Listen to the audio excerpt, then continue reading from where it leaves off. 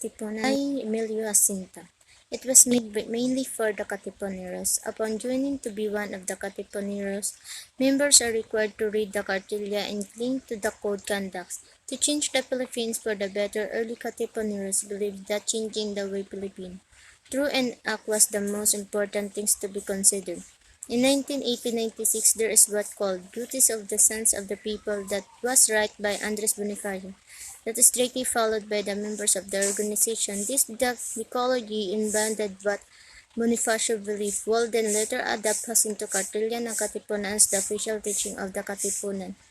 The Cartilla of Emilio Jacinto serves as historical reference on how to Katipunan is lived back then. Emilio Jacinto. This biography of Emilio Jacinto begins with his early life. Emilio Jacinto was born in 1875 on the 15th of December.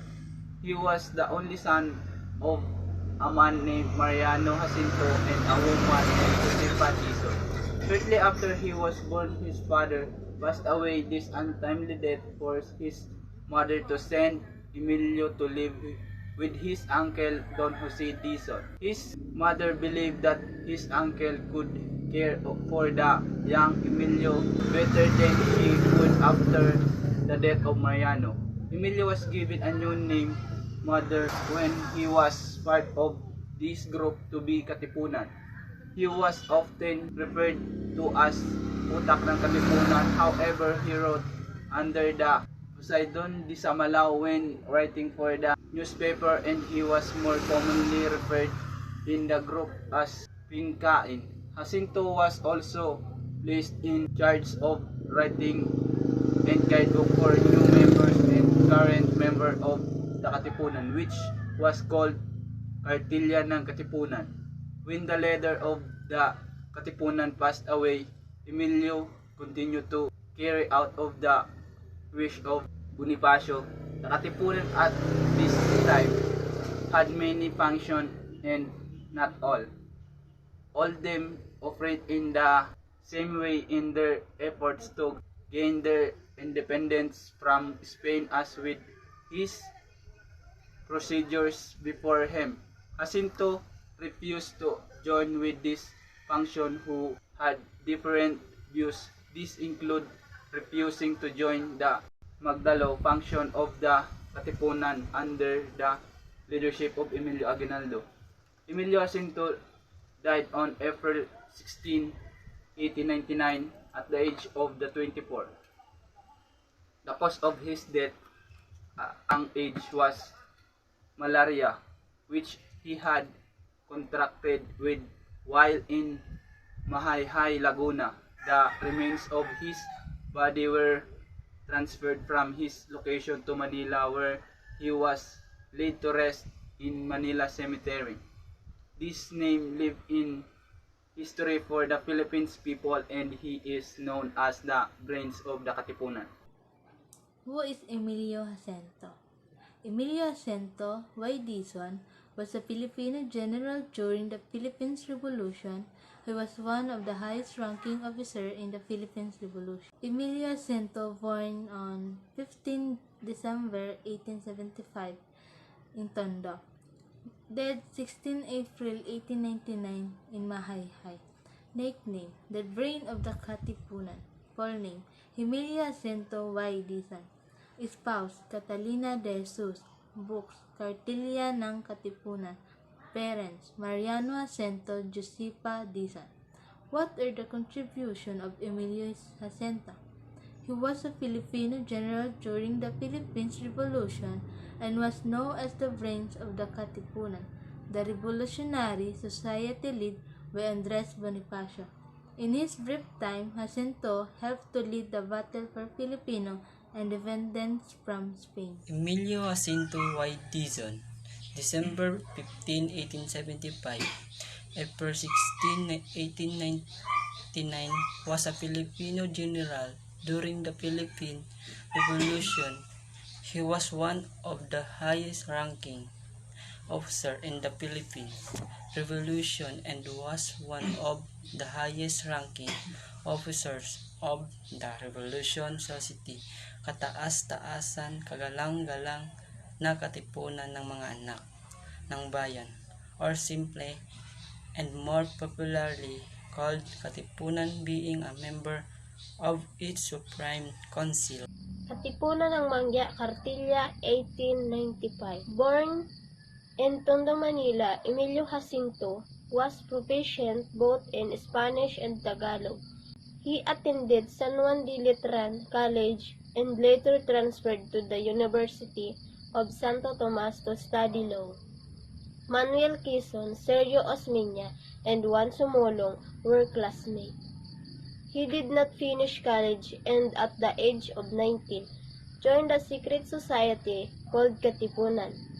He became the advisor on fiscal matters and secretary to Andres Bonifacio. He was later known as Otak ng Katipunan, Trans-Brain of Katipunan.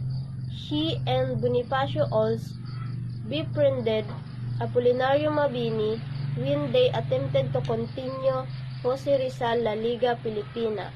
Jacinto also wrote for the Katipunan newspaper called Kalayaan. He wrote in the newspaper under the pen name Dimasilaw and used the alias Pinkian. In the Katipunan, Jacinto was the author of the Kartilya ng Katipunan as well. Kartilya ng Katipunan. The Kartilya ng Katipunan served as the guidebook for new members of the organization, which laid out of the group's rules and principles. The first edition of the Kartilya was written by Emilio Jacinto. Andres Bonifacio later wrote a revised Decalogue. The Decalogue, originally titled Katungkulang Gagawin ng mga ZLIB, Duties of the Sons of the People, was never published because Bonifacio believed that the Santo Kartilya was superior to what he had made. What kind of Emilio Jacinto? Jacinto wrote for the official Katipunan newspaper, The Kalayaan. He also founded the Kartilya ng Katipunan. Despite his young age of just 21, Jacinto became a general into the group's guerrilla army, taking an active role in the fight against the Spanish near Manila. Where was Emilio Aguinaldo educated? Emilio Aguinaldo attended on San Juan de Letran College in Manila. I'm tasked to report and discuss to you the Katipunan Code of Conduct or mga aral ng Katipunan. The Kartilya contains 13 lessons that details not only the vision of Katipunan but the visions for an equalitarian and morality sound Filipino nation. I believe that this Kartilya ng Katipunan show the path on how to live a meaningful life for every Filipino. Each lesson is unique in just a way that it tackles a different aspect of person's life. Many of us may have a different explanation and understanding about it, but it is appropriate to have a better understanding and explanation to its contents. So number 1, the life that is not considered to a lofty and reasonable purpose is a tree without a shade, if not a poisonous weed. In Tagalog, ang buhay na hindi ginugol sa isang malaki at banal na kadahilanan ay puno na walang lilim, kundi man damong makamandag. So, the first code of conduct simply tells us that we must have a purpose-driven life. We must know how to set our goals and find meaning to our life. Because without knowing our purpose, we will suffer from unwanted situation. Sabi nila, ang buhay ay isang napakagandang biyaya sa atin ng ating mahal na Panginoon. Kaya't kinakailangan na gamitin natin sa isang makabuluhang bagay na magdudulot sa atin ng kabutihan at pati na rin sa ating kapwa. Katulad ng ating mga ninuno na ibinuwis ang kanilang buhay para sa kapakanan ng ating inang bayan at para na rin sa sambayanang Pilipino. Datapwat ang ilan sa mga ito'y naghahintakutang lumaban, ngunit tumulong rin naman ang mga ito sa paggagamot sa mga Pilipinong sugatan, lalong-lalo na si Dr. Jose Rizal na naging huwaran sa bawat isa sa atin. Ipinamalas ang katapangan hindi sa marahas na paraan, kundi sa demokratikong pamamaraan ang pagsusulat. So, number 2, ang gawang magaling na namubuhat sa pagpipinta sa sarili at hindi talagang nasang gumawa ng kagalingan ay di kabaitan. In English, to do good for person gain and not its for own sake is not a virtue. So, the second rule is about doing what is right. A deed carried out for the sake of fame is not worthy of praises. There are certain things in life that would make others proud because of you, but sometimes it's doing just to be a popular. Everyone must bear in mind that doing good must be accompanied with humbleness. So, number 3, ang tunay na kabanalan ay ang pagkakaganggawa, ang pag-ibig sa kapwa at ang isukat ang bawat kilos, gawat pangungusap sa talang katwiran. In English, it is a rational to be a charitable and love one's fellow creature and to adjust one's conduct, acts, and words to what is in itself reasonable. So, the third show what the true meaning of kindness is. True act of kindness for a Katipunero is in the love and service and her render to other people and not the other way round. It only means that having an open hand to give help without expecting in returns is one of the best examples to show an act of kindness. So, number 4, maitim man at maputi ang kulay ng balat, lahat ng tao'y magkakapantay. Mangyari ang isa'y higtan sa duno, sa yaman, sa ganda, ngunit di higitan sa pagkatao. In English, whether our skin be black or white, we are all born equal. Superiority in knowledge, wealth, and beauty are to be understood, but not superiority by nature. So, the fourth rule highlights equality among people. Every Katipuneros are treated equally no matter what race or educational background he has. Status and identity will never be the reason for unequal treatment of people, whether they are Filipinos or not rich or poor, men or women, and white or black. Nobody deserves to be discriminated. Mahalaga na tayo ay magkaroon ng pagkakapantay-pantay. So, tandaan natin na ang mga Kastila noon ay masyadong minamaliit ang mga Pilipino dahil sa ating itsura, dahil sa ating antas ng pag-iisip, sa ating antas ng talino, sa antas ng ating yaman, pero hindi daw doon tinitignan dapat kung ano ang pagkakapantay-pantay. So, tayo ay pantay-pantay dahil tayo ay tao pare-parehas. So, ibig sabihin, huwag nating huhusgahan ang ating kapwa, huwag nating ibababa o ituring na mababa ang tingin natin sa ating kapwa dahil lang sa kulay ng balat o sa kung anuman na diferensya natin sa isa't isa. So, pare-parehas tayo na tao at dapat tayong pahalagahan. What is the contribution of Emilio Jacinto in the Philippine history? He was a Filipino general during the Philippine Revolution and was known as the brains of the Katipunan, the revolutionary society led by Andres Bonifacio. In his brief time, Jacinto helped to lead the battle for Filipino independence from Spanish. Kartilya ng Katipunan. Kartilya ng Katipunan ang popular na tawag sa akda ni EMILIO JACINTO na naglalatag ng mga batas at prinsipyo ng katipunan at nagsilbing gabay para sa mga kasapi nito. May katulad ding akda si Andres Bonifacio na pinamagatan namang katungkulang gagawin ng ZLIB. Ngunit ipinasiya niyang ang isinulat ni Jacinto ang ikabit sa sinumpaang kasulatan ng magiging kasapi ng katipunan.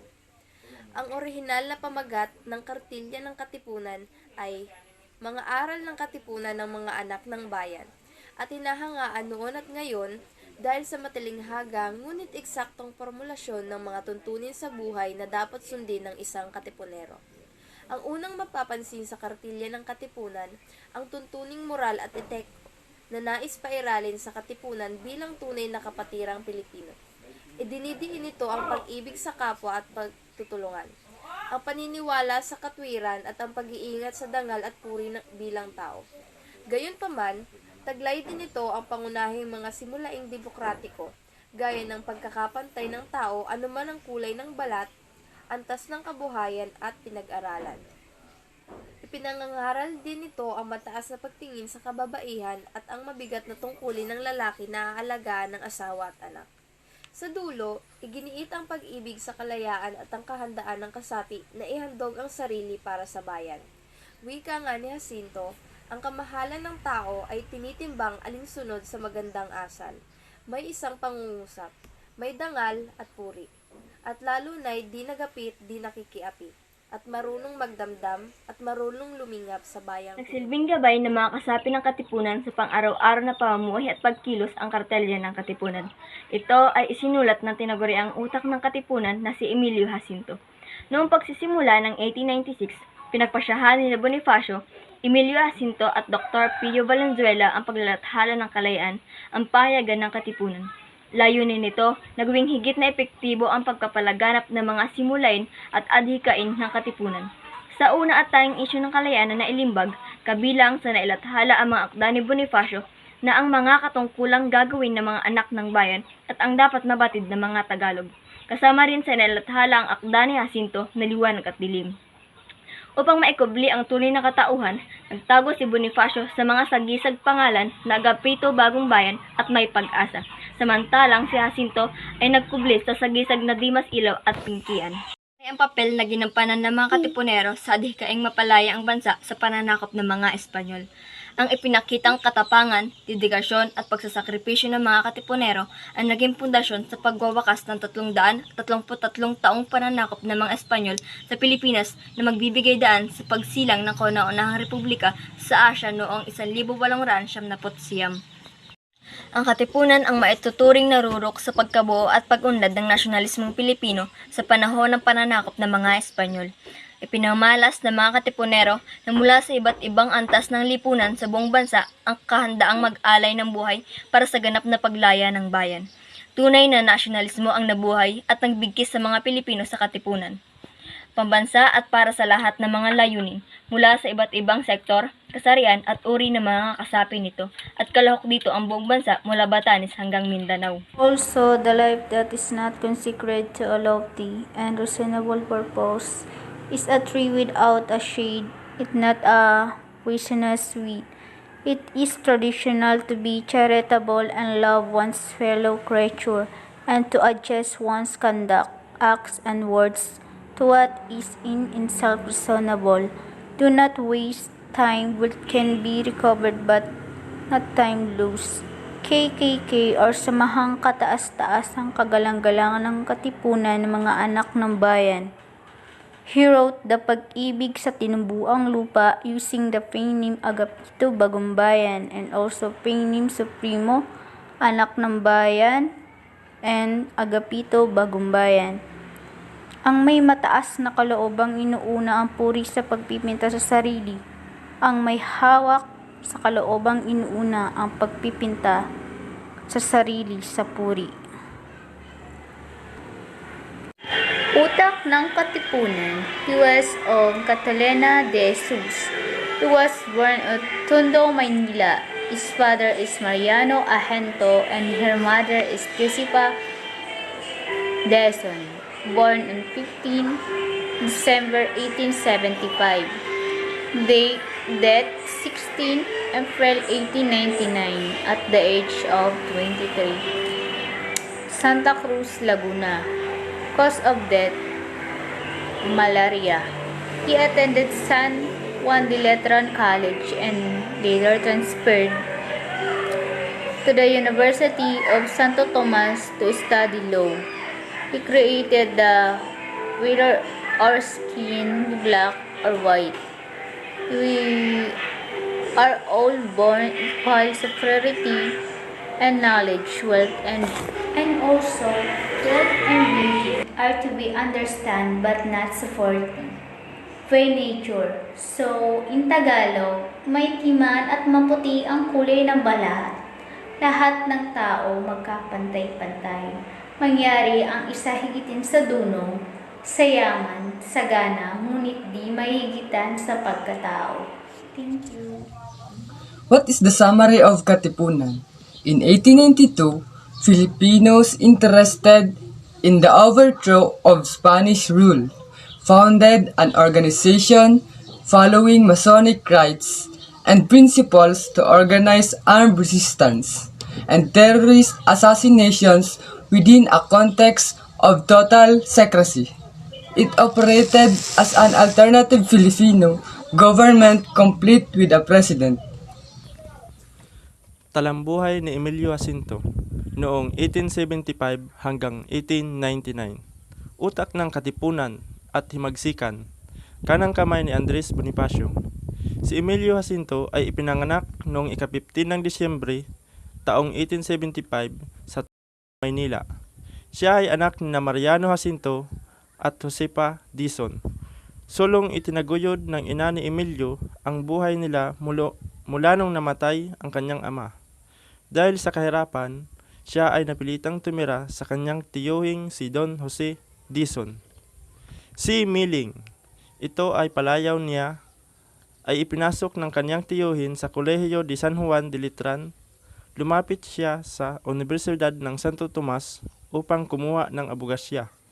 Subalit ang kanyang pag-aaral ay naudot ng sumiklab ang himagsikan at sumapi siya sa Katipunan.